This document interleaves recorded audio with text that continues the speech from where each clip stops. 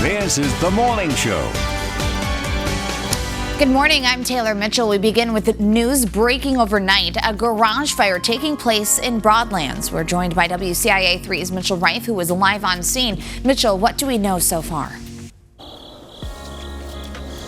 Yeah, Taylor, I'm here in Broadlands on McGarrigle Drive and North Grand Street here in Broadlands after a third alarm fire totaled a homeowner's garage here in Broadlands. Take a look at some of this video from earlier this morning. There were two people in the home at the time. The homeowner I spoke with says he and his wife are okay with no injuries, though several departments had to respond.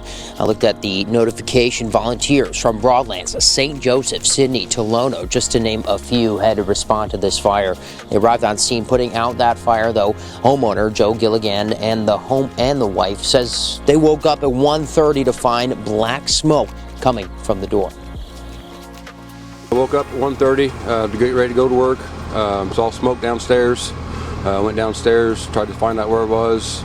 Opened the garage door. It was really dark in there and really hot.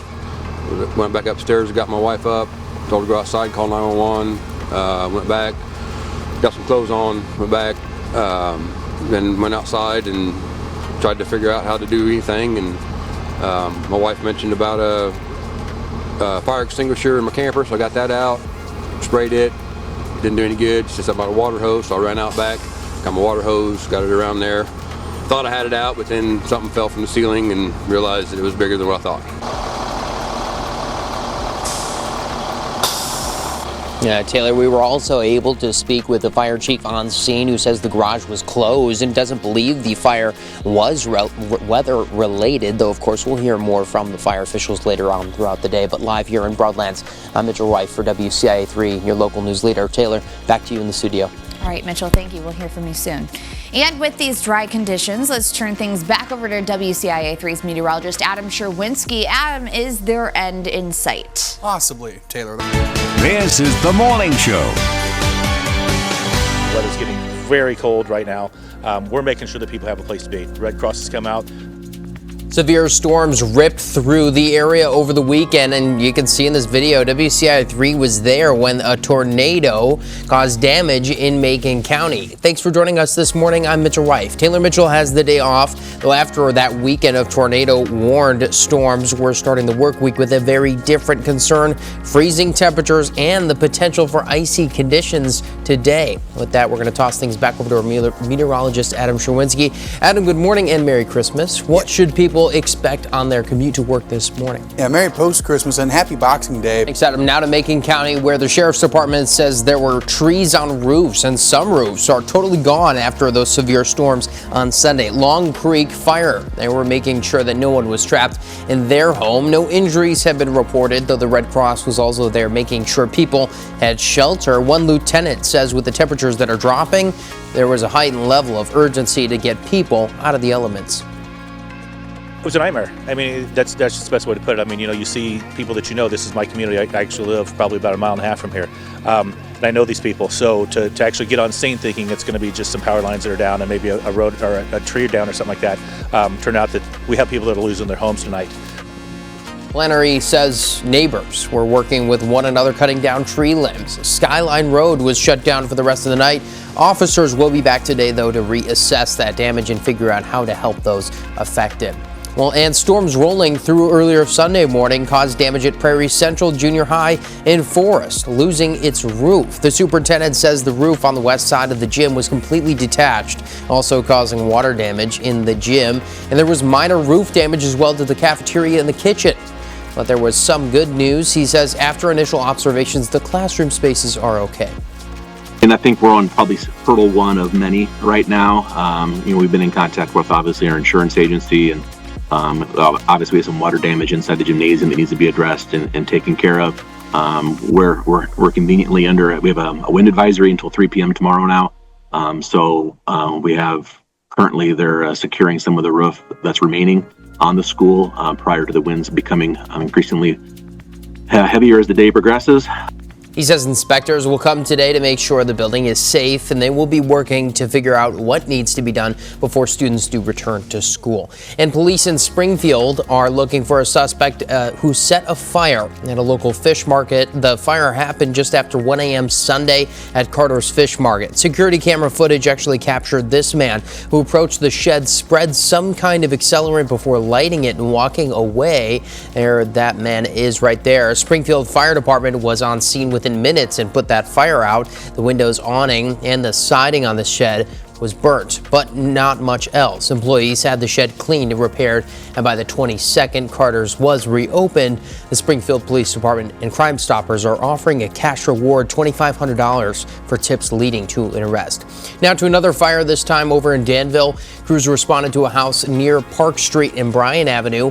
When they got to the two-story house, flames and smoke could be seen from the outside. A ladder had to be used to rescue someone from the upstairs of the home. An electrical line was also found burned through in the backyard of the home, which was later secured by Ameren, and a cat was also rescued. No one was hurt, but 6 people were displaced from their home. Now to new details in a crash that we first brought you Wednesday of last week. Champaign Police Department say a car went off the road near the intersection of Kenyon Road and Neal Street. It ended up smashing right through a small shed.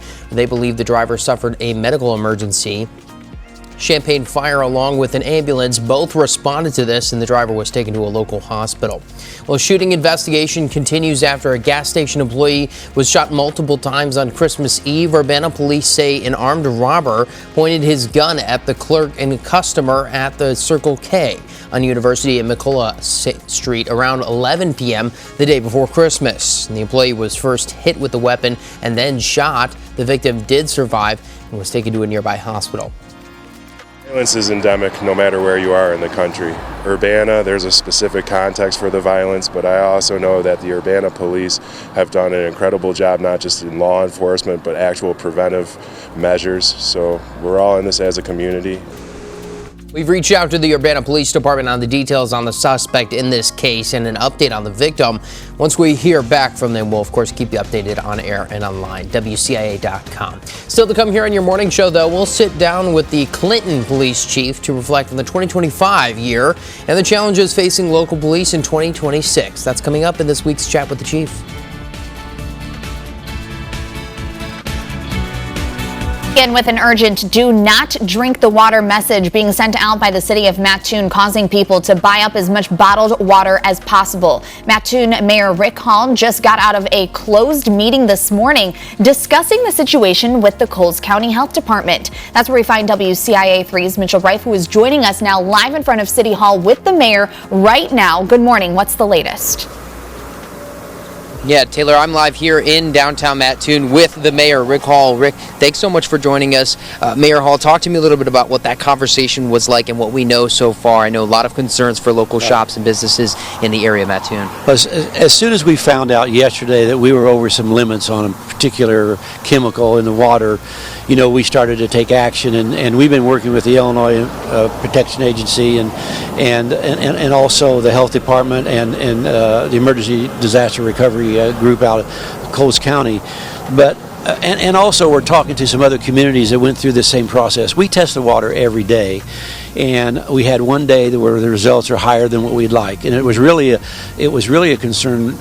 There's different rates for adults and children, but so the test that we ran was okay for healthy adults, but we still don't want anybody drinking the water right now. Okay. So we're working on treating that as we speak, and we're constantly in talking to these professionals that have done this before and understand how we can fix it. And that's what you talked about in the call, just about, you know, what other towns have kind of done in this similar situation, as you kind of been facing this since Thursday, I believe, right?